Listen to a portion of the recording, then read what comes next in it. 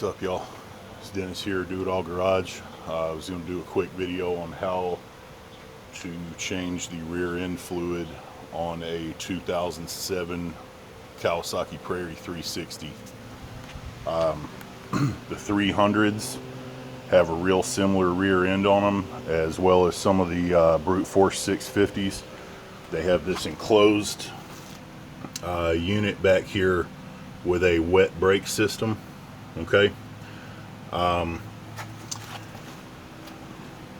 right there is your fill port, and that's where the plug is for it. Obviously, that's a 19 millimeter, and right down there on the bottom there is the drain plug, and that's a 12 millimeter. So what I have here, I got my Milwaukee ratchet. You can use a regular ratchet or box end wrench, whatever you want to use. And then my 19 millimeter socket. And these are some of the other things you're going to need. You're going to need something to drain the oil in, preferably just some kind of rag, because I've never changed any kind of fluid in anything really without spilling at least a little bit of it. And I got my floor jack here, and we'll get to that in a minute. This rear end takes Kawasaki gear and wet brake oil. Okay. There are other things you can use. I think Citgo makes something called TransGuard, and there's a couple other things, but just go to the freaking Kawasaki dealer and get the right stuff that goes in it, and you'll be fine. And I looked up the specs on it. It takes 0.95 quarts, so it takes almost a whole quart. If you put a whole quart in, it's not going to hurt anything. But got my flashlight down there because it's getting dark here, and it's summertime in Texas, and it's too hot to do anything during the day, at least in my opinion. So, but anyway, let me position my camera here and we'll get started.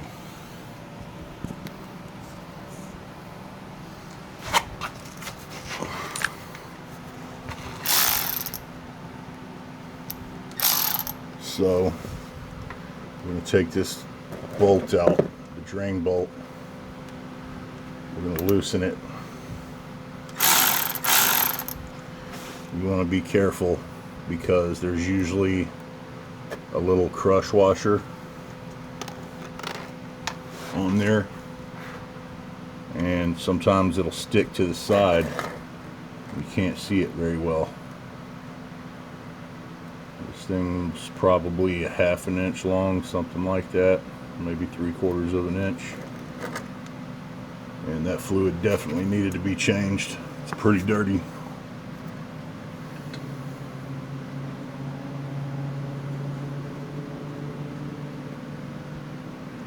So we're going to let that drain out for a minute.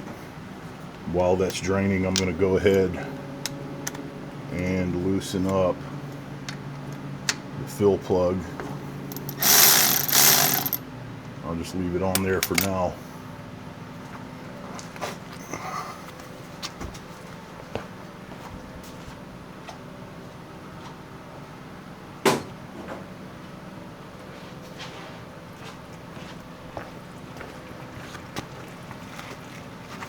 One other thing that I like to use are these magnetic parts trays, for obvious reasons, really. You can start moving around down here and kick that thing or whatever, and it can fly across the room. And now you can't go ride because your fill plug's lost, unless you have another bolt the same size. So that looks like it right there. This one did have a crush washer on it, if you can see that. Hopefully you can. It's just kind of a gasket. So looks like it's all drained out. We'll go ahead and put that back in. 12 millimeter. It's super easy to do. You don't want to over tighten it. Definitely don't want to strip that out. That's in a spot where it would be a royal pain. Let's rethread that. Okay. So now Hopefully I can get some light on that. I'm just going to take this fill plug out. And there's actually a rubber O-ring on that. You don't want to lose that, because it will allow, if you put that fill plug back on there with no O-ring on it, no way to seal it, you go ride, go under some water or something like that, and water will definitely get in your rear end. So I'm going to move this out of the way.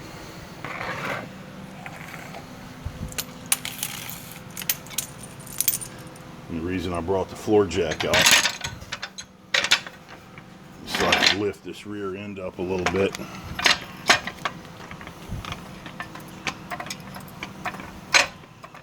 It's a pretty nice jack, by the way. It's the 3-ton aluminum jack that I got at Harbor Freight. It's Pittsburgh brand. Pittsburgh Automotive, if you can see that. And it's a lot lighter than a steel one.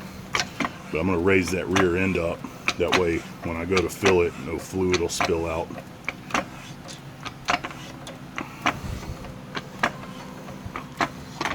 Okay, so just take your bottle, start pouring it in.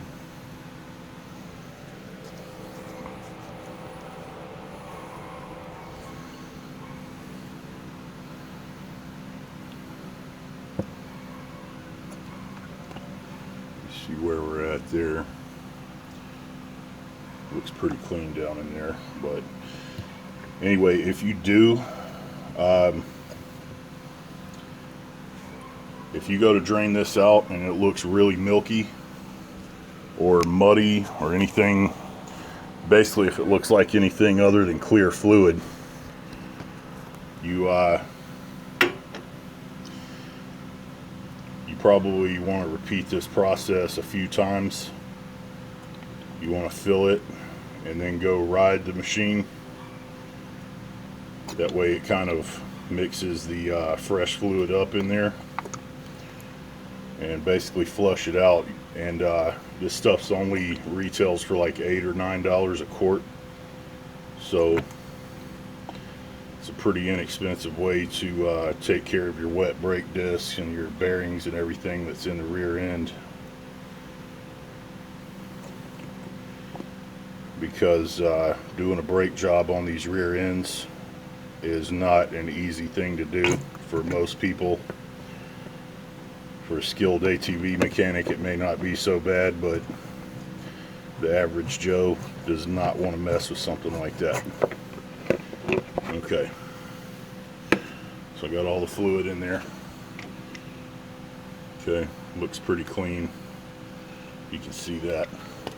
Now if I didn't have this rear end lifted up like this, up off the ground, then some of that probably would have been spilling out all over me, because it hasn't had a chance to circulate through the rear end yet.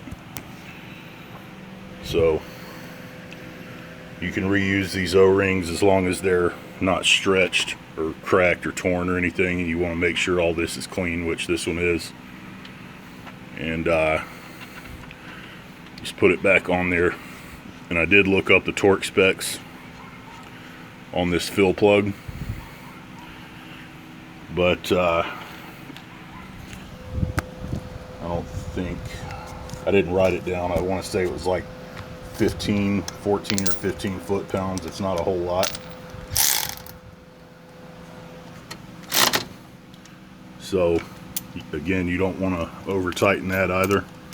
You just want to make sure it's snug, because you can break that off in there. I think that fill plug's made of aluminum. But what I'm going to do now, I'm just going to wipe off any excess fluid that I spilled on there with my shop rag that I was talking about. I try to take my old white undershirts and old t-shirts, old socks, stuff like that, pretty much anything that's made out of cotton, and if it's got stains or ripped or whatever and I don't wear it anymore, I try to keep it in a spot in my garage so I'll have a bunch of shop rags and don't have to buy them. But anyway, so that's the rear end on a Prairie 360 fluid change. So not all of them are going to have this trailer hitch on them. That may have been added on aftermarket, I'm not sure. I didn't buy this bike new. So anyway, that's pretty much how it's done. So I'm going to let this down.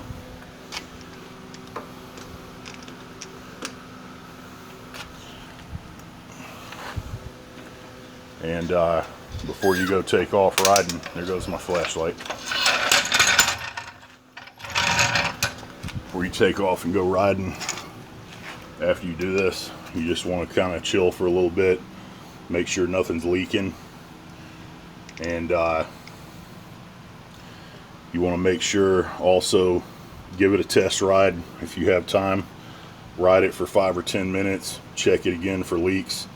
If that fluid leaks out of there, your gears, your bearings, everything are going to suffer. And again, that's not a cheap, easy rebuild on these things, so just keep that in mind. So yeah, that's pretty much it. So hope that helps some of y'all out. Hope you can save some money by doing it yourself. So like and subscribe and stay tuned. I've got a lot more videos to come. Thanks a lot.